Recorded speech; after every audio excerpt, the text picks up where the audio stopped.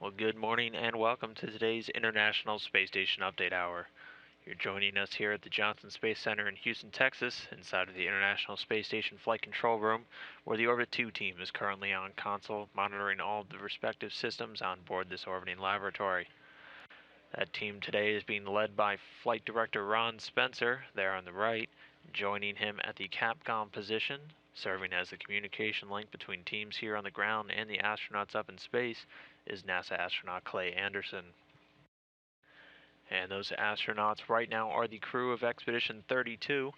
They're being led right now by Russian cosmonaut Gennady Padalka, currently on his fourth space flight. You can see him there in the middle. To the left is his fellow Russian cosmonaut Sergei Revin on his first flight on board the International Space Station. And on the right, NASA astronaut Joe Acaba, his second flight, previously flying on the shuttle mission STS-119.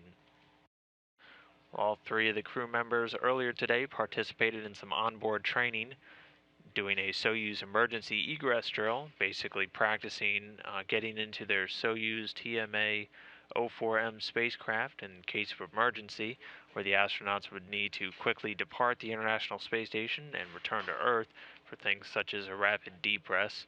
You can see that Progress spacecraft off on the top of your screen. It's on the zenith-facing port of the Poisk module. So all the astronauts participating in that today and being walked through the procedures by teams here on the ground. Moving on, Commander Padalka also spent a few hours today doing a cabin fan assembly removal and replacement activity on the ATV-3, which is the unmanned cargo craft built by the European Space Agency, also currently docked to the International Space Station. Then in addition to that, he'll be doing some inspection and photography on some of the windows on the Russian service module, or the Zvezda, checking for any changes, any potential defects or marks, or any discoloration. Moving on, our second Russian cosmonaut Sergei Revin is stowing some items today inside of that 47 Progress vehicle, which will be undocking a little bit later this month and then redocking, testing out a new core system for the automated docking that these unmanned cargo crafts use. That'll begin on July 22nd with that Progress 47 undock. It'll redock 2 days later, testing out that new system, and then finally undock on July 30th, and then burn up in the Earth's atmosphere upon re-entry. As with all these events, we'll have live coverage beginning at 3 p.m. on Sunday, July 2nd of that undocking, and we'll also carry the redock operations 2 days later, and then that final undock on July 30th. So along with stowing items for all of these, he's also updating the station's inventory management system, which meticulously tracks every piece of hardware on board the station, so the astronauts and teams on the ground always know where to look.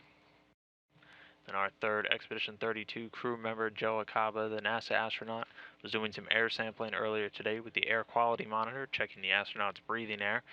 He'll also be doing some troubleshooting work with the ISS, which is the International Space Station agricultural camera.